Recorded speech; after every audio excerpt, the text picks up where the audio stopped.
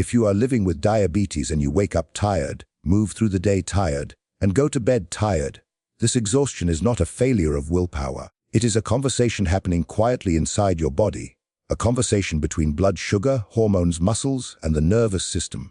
And today, we are not here to push the body harder, but to finally listen to what it has been asking for all along.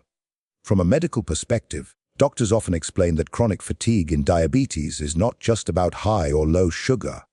It is about how efficiently the body's cells are receiving energy. Glucose may be present in the bloodstream, but without proper insulin signaling, that fuel cannot enter the cells smoothly. The result is a strange paradox. The body is full of energy, yet the person feels empty. This is why the right kind of movement matters more than the amount of movement. Exercise for a tired diabetic body should not begin with intensity. It should begin with respect. When muscles contract gently and rhythmically, they open glucose channels that work independently of insulin. Even slow movements encourage muscles to absorb sugar directly from the blood. Doctors often emphasize that this process reduces the energy burden on the pancreas while simultaneously feeding the muscles in a natural, sustainable way. The body feels lighter not because it is forced, but because it is finally cooperating with itself. Fatigue also lives in the nervous system. Constant blood sugar swings activate stress hormones like cortisol and adrenaline. Over time, this keeps the body in a low-grade survival mode. Gentle exercise, such as slow walking, chair movements, or controlled breathing with motion, signals safety to the nervous system. Medical professionals frequently note that when exercise lowers stress hormones, insulin sensitivity improves as a side effect. Calm movement becomes medicine, not punishment. Another quiet truth doctors share is that tired diabetics often avoid exercise because they fear it will drain the little energy they have left. Yet paradoxically, inactivity weakens mitochondrial function, the tiny power plants inside our cells. Thoughtful, low-impact exercise rebuilds these power plants. Each session teaches the body how to create energy more efficiently, not more aggressively. Over weeks, fatigue softens because energy production becomes steadier rather than chaotic. There is also dignity in consistency. Not every body is meant to run, lift heavy weights, or sweat intensely. Physicians increasingly encourage personalized movement, routines that feel doable even on the worst days. 5 minutes of movement that respects fatigue is more therapeutic than 30 minutes that triggers burnout. When exercise becomes predictable and gentle, the body stops resisting and starts responding, and perhaps the most human part of all this is patience. The tired diabetic body is not broken.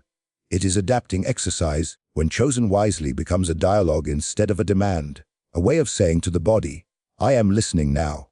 Over time, this conversation reshapes blood sugar patterns, restores confidence in movement, and slowly returns a sense of vitality that no medication alone can provide. When we talk about exercise for diabetics who feel tired all the time, the most important shift is to stop seeing movement as a tool for burning calories and start seeing it as a method for restoring energy flow inside the body. Chronic fatigue in diabetes is rarely caused by laziness or lack of motivation. Doctors often explain that it comes from a mismatch between available fuel and the body's ability to use that fuel efficiently. Glucose may be circulating in the blood, sometimes in excess, yet the cells themselves remain starved. This is why many people with diabetes describe a deep, bone-level tiredness that sleep alone cannot fix. Exercise, when done correctly, addresses this problem at its root by improving how energy is delivered to cells rather than how much energy is spent. From a physiological point of view, muscles are one of the largest consumers of glucose in the human body. When muscles contract, they activate special transport pathways that allow glucose to enter the cell without demanding large amounts of insulin. Medical professionals often highlight this mechanism because it means movement can temporarily bypass insulin resistance. The goal here is not to exhaust the muscles but to awaken them. Gentle, repeated contractions act like opening doors that have been stuck for too long. Glucose finally reaches the cell interior, mitochondria begin producing usable energy, and fatigue eases not because sugar levels drop dramatically, but because the body finally starts using what it already has. Many tired diabetics believe exercise will steal energy they cannot afford to lose. This fear is understandable and biologically logical. When the body is already struggling, the idea of adding stress feels threatening. However, doctors often clarify that fatigue worsens when energy delivery systems remain underused. Inactivity tells the body that muscles are not a priority, so blood flow decreases. Insulin sensitivity declines further, and energy production becomes inefficient. Carefully chosen exercise reverses this message. It tells the body that muscles matter again, that they deserve glucose, oxygen, and nutrients, and in response, the body reorganizes its internal priorities.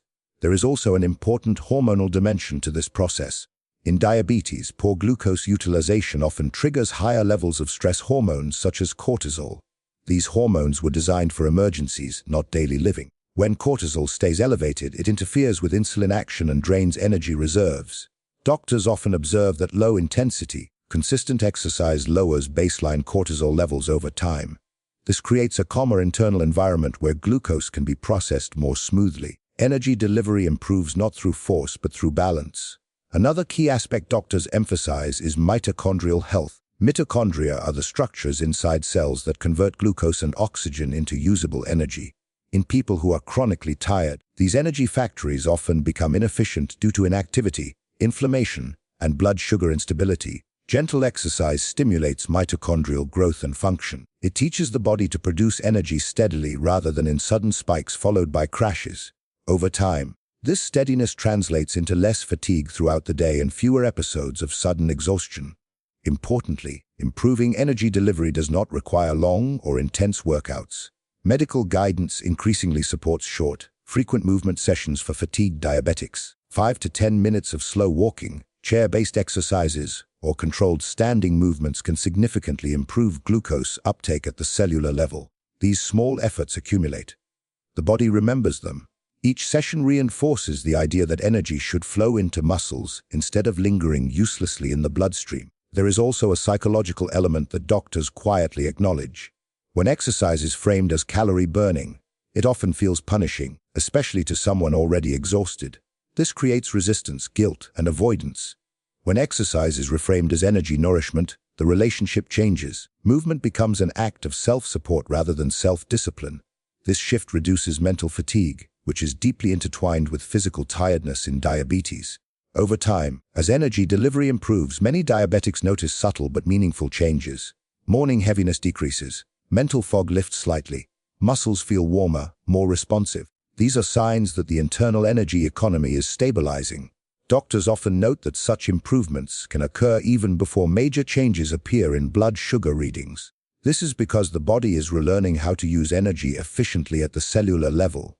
The deeper truth is that the tired diabetic body is not lacking effort. It is lacking communication between systems. Exercise designed to improve energy delivery restores that communication. Muscles speak to cells, cells speak to hormones, the hormones speak to the brain. The body begins to function as a coordinated whole again, rather than a collection of struggling parts. This is why the right kind of exercise does not drain energy, but slowly gives it back, minute by minute, movement by movement, teaching the body how to receive fuel instead of fighting it. When muscles move, something quietly powerful happens beneath the surface, especially in a diabetic body that feels constantly tired. Doctors often explain that muscle contraction is not just a mechanical action, it is a biochemical signal. Each time a muscle tightens and relaxes, it sends a message to the surrounding cells that energy is needed right now. In response, special glucose transport channels move to the surface of the muscle cell and begin pulling sugar directly from the bloodstream. This process does not rely heavily on insulin, which is why it is so important for people whose insulin response is weakened or delayed. In diabetes, one of the central problems is that insulin struggles to open the door for glucose to enter cells. Sugar remains in the blood while the cells themselves experience an energy shortage. This is one of the main reasons fatigue feels so confusing. Gentle muscle movement creates an alternate pathway. Doctors often describe it as a side door into the cell. Even slow, low-effort movements activate this pathway, allowing glucose to enter the muscle and be used for immediate energy, rather than lingering in the bloodstream causing damage. What makes this mechanism especially valuable is that it responds best to rhythm rather than intensity. Muscles do not need to be pushed to exhaustion to activate glucose uptake. Simple actions like slow walking, light leg lifts, seated marching, or controlled arm movements repeatedly signal muscles to absorb sugar. Medical professionals frequently reassure patients that the body responds more favorably to consistency than force. Each contraction gently lowers blood sugar while simultaneously feeding the muscle, creating a sense of lightness rather than depletion. This process also reduces the workload on the pancreas. When muscles absorb glucose without requiring large amounts of insulin, the pancreas is allowed a moment of relief. Doctors often emphasize that this matters not only for blood sugar control, but for long-term metabolic health. Over time, the body becomes more sensitive to insulin overall, meaning future glucose handling becomes easier. Energy feels more accessible because the body is no longer struggling against its own resistance. There is also a circulatory component to muscle movement that doctors pay close attention to. Muscle contractions act like pumps, improving blood flow throughout the body. Better circulation means glucose, oxygen, and nutrients reach tissues more efficiently. In a tired diabetic body, poor circulation often contributes to heaviness and sluggishness. Gentle movement restores flow without triggering stress responses, helping energy delivery feel smooth instead of forced. Another important detail is how muscle-driven glucose uptake affects inflammation. Chronic high blood sugar promotes low-grade inflammation, which interferes with cellular energy production. Doctors often note that when muscles regularly pull glucose out of the blood, inflammatory signals gradually decrease. This creates a healthier internal environment where cells can produce energy more effectively. Fatigue eases not because effort increases, but because internal resistance decreases. Muscle movement also communicates with the brain. As muscles use glucose, the brain receives feedback that energy is being managed effectively. This reduces stress signals and helps regulate appetite, mood, and sleep patterns. Physicians often observe that patients who adopt gentle, regular movement report better mental clarity even before major physical changes occur. This mental clarity further reduces perceived fatigue, which is an important part of overall energy levels. It is important to understand that the benefits of muscle-driven glucose uptake are temporary at first. Doctors explain that muscles remain more receptive to glucose for several hours after movement. This is why short sessions spread throughout the day can be more effective than a single long workout. Each session renews the muscle's ability to absorb sugar, keeping energy levels steadier and preventing large blood sugar spikes that drain vitality. Over weeks and months, this process becomes more efficient. Muscles grow better at using glucose, insulin sensitivity improves, and the body begins to trust movement again. Fatigue no longer dominates every decision. Movement feels supportive rather than threatening.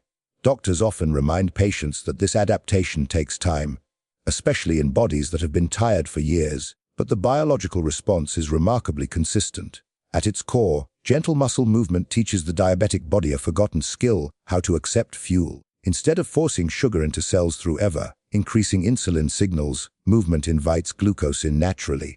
This invitation restores balance between blood and tissue, between effort and reward. Over time, the body learns that movement is not an energy expense, but an energy exchange, one that steadily lowers blood sugar while quietly rebuilding strength from the inside out.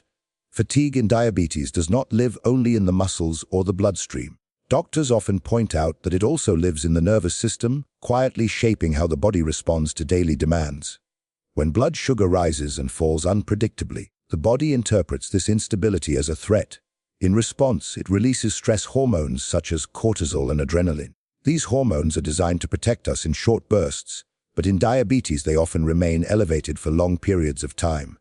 This creates a state of constant internal tension, where the body is always preparing for danger that never quite arrives. And this hidden tension drains energy more deeply than physical effort ever could. From a medical perspective, chronically high stress hormones interfere directly with insulin function. Cortisol tells the liver to release more glucose into the blood, even when glucose levels are already high. Adrenaline reduces insulin sensitivity so that energy is kept available for emergency use. Over time, this hormonal pattern worsens blood sugar control and increases fatigue. Doctors often explain that the body becomes trapped in a loop. Unstable glucose raises stress hormones. Stress hormones worsen glucose instability, and fatigue deepens with each cycle. Gentle exercise interrupts this loop in a way that intense exercise often cannot. Low impact, slow, and rhythmic movement sends a signal of safety to the nervous system. Physicians frequently note that the nervous system responds not just to what we do, but to how we do it. Movements that are calm, controlled, and predictable activate the parasympathetic branch of the nervous system, which is responsible for rest, digestion, and repair. As this system becomes more active, stress hormone levels begin to decline. This reduction in stress hormones has a profound effect on insulin sensitivity. When cortisol levels fall, insulin can do its job more efficiently. Glucose enters cells with less resistance, and blood sugar fluctuations become less extreme. Doctors often observe that patients who practice gentle, consistent movement experience smoother glucose patterns, even if their overall activity level remains modest. Fatigue eases because the body is no longer fighting itself at the hormonal level. Breathing plays an important role in this process as well. Gentle exercise naturally slows and deepens breathing, especially when movement is unhurried. Slow breathing stimulates the vagus nerve, which acts as a communication highway between the brain and the body. Medical professionals increasingly recognize vagal tone as a key factor in metabolic health. Improved vagal activity reduces inflammation, lowers stress hormones, and supports insulin sensitivity. This is one reason doctors often recommend walking, stretching, or chair-based movements for tired diabetics rather than high-intensity routines. There is also a psychological safety component that doctors quietly emphasize. When exercise feels overwhelming, the brain associates movement with danger. This association keeps stress hormones elevated even before the body starts moving. Gentle exercise rebuilds trust. It teaches the brain that movement does not equal threat. Over time, this trust reduces anticipatory stress, which itself consumes large amounts of mental and physical energy. As fear decreases, energy becomes more available for healing and daily life. Another often overlooked aspect is sleep. Elevated stress hormones interfere with deep sleep, which is essential for blood sugar regulation and energy restoration. Doctors frequently note that patients who adopt calming movement routines report improved sleep quality within weeks. Better sleep further lowers cortisol levels, creating a reinforcing cycle of recovery. Fatigue gradually loosens its grip not through dramatic change, but through accumulated calm. Gentle exercise also improves the body's response to emotional stress. When the nervous system becomes more balanced, everyday challenges provoke smaller hormonal reactions. This matters because emotional stress can raise blood sugar just as significantly as food. Doctors often explain that managing stress is as important as managing diet in diabetes. Movement that calms the nervous system becomes a practical, accessible form of stress management that does not require special tools or environments. Over time, the combined effect of lower stress hormones and improved insulin sensitivity reshapes how the body experiences energy. Instead of sharp highs and crushing lows, energy becomes more even. Tiredness still exists, but it no longer feels overwhelming or unpredictable. The body begins to operate from a place of regulation rather than reaction. At its deepest level, gentle exercise teaches the diabetic body that safety is possible again. It replaces the constant background alarm with a quieter, steadier rhythm. In that calmer internal space, insulin works more effectively, glucose moves where it is needed, and fatigue softens not because the body is pushed harder, but because it is finally allowed to rest while it moves. Chronic tiredness in diabetes is often misunderstood as a surface problem, something that can be fixed by rest, stimulants, or sheer determination. Doctors, however, frequently look deeper and point to the tiny structures inside our cells that quietly decide how much energy we truly have. These structures, known as mitochondria, are responsible for converting glucose and oxygen into usable energy. When mitochondrial function declines, energy production becomes inefficient, no matter how much fuel is available in the bloodstream. This is why fatigue can persist even when blood sugar numbers appear controlled. In a tired diabetic body, mitochondria are often underused, stressed, or damaged by long-term glucose instability and inflammation. Inactivity sends a message to these energy factories that their output is not needed. Over time, they become fewer in number and less efficient. Doctors often explain that this is not a permanent condition but an adaptive response. The body adjusts to what it believes is required. When movement is absent or inconsistent, energy systems downshift to conserve resources, which paradoxically results in greater fatigue. Thoughtful, low-impact exercise reverses this signal. Gentle movement tells the body that energy production is necessary again, but without triggering emergency responses. Medical professionals increasingly emphasize that mitochondria respond best to moderate, repeated stimulation rather than extreme demands. Slow walking, light resistance movements, or controlled chair exercises activate energy pathways in a way that encourages mitochondrial growth and repair. Each session becomes a quiet instruction to the cell: prepare energy steadily, not urgently. One of the most important adaptations doctors observe is improved efficiency. As mitochondria become more active, they learn to produce energy with less waste. In diabetes, inefficient energy production often leads to excess free radicals, which further damage cells and worsen fatigue. Gentle exercise improves mitochondrial quality, reducing this harmful byproduct. Energy production becomes cleaner, smoother, and more sustainable. Fatigue begins to lift not because energy suddenly increases, but because energy stops leaking away. Consistency is critical in this process. Doctors frequently remind patients that mitochondria adapt slowly. A single exercise session may improve energy for a few hours, but repeated sessions over weeks and months lead to lasting change. This is why short daily movements often outperform sporadic intense workouts. The body thrives on predictable signals.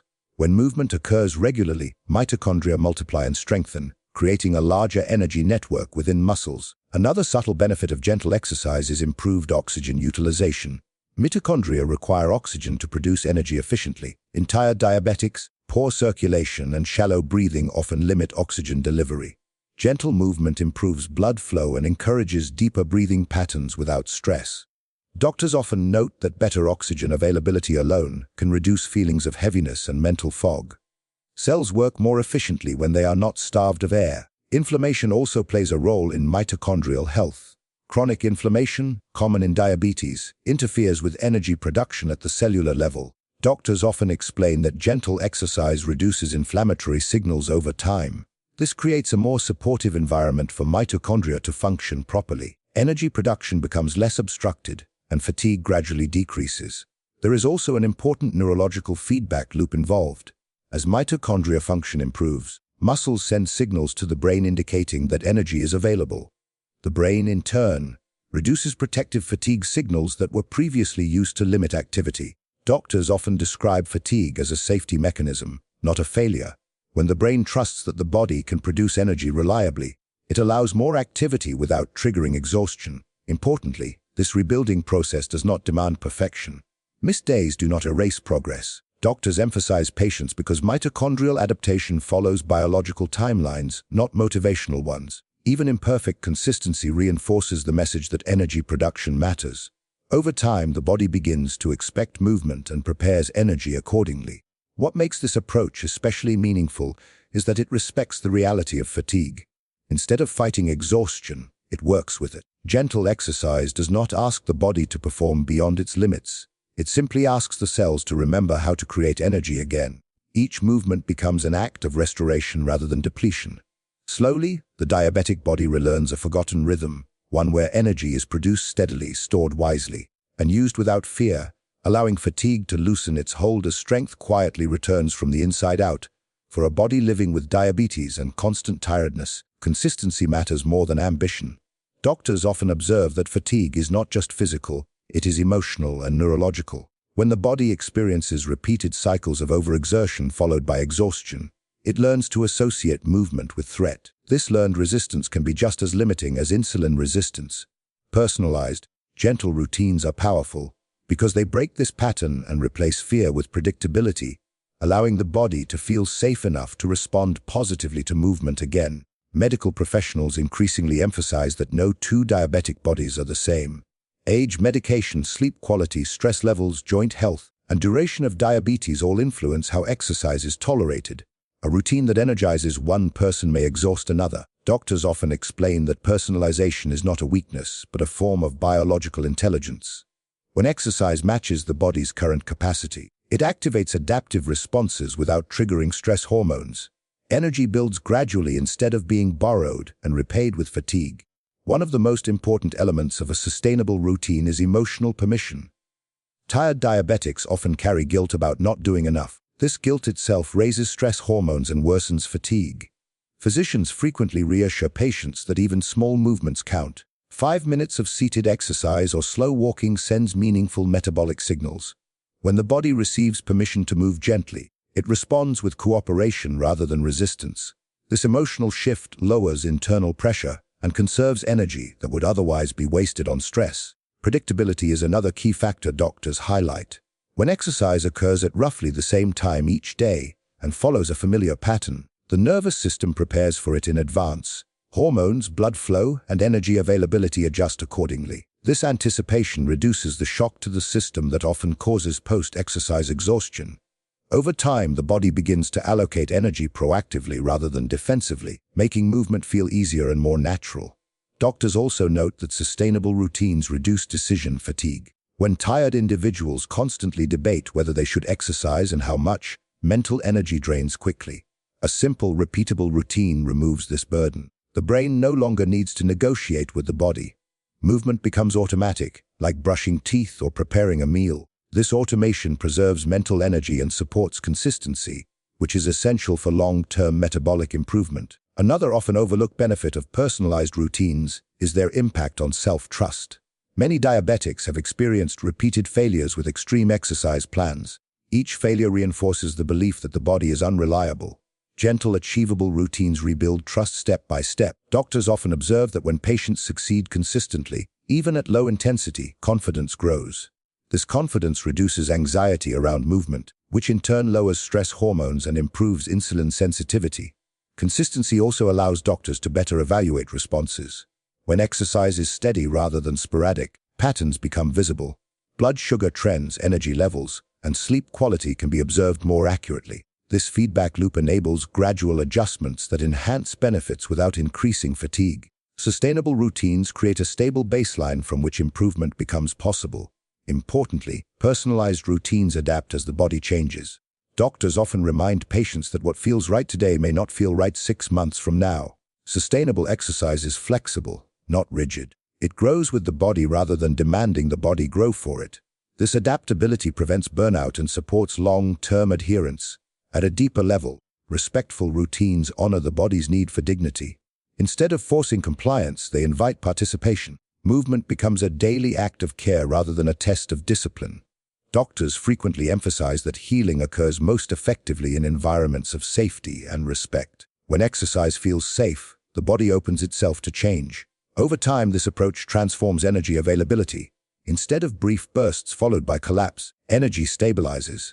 Fatigue becomes less dramatic and more manageable. The body learns that movement is not a drain but a reliable source of renewal. Personalized, consistent routines do not promise quick results, but they offer something more valuable: a sustainable relationship with movement that quietly restores strength, confidence, and metabolic balance, allowing energy to return not as a surge, but as a steady companion through daily life.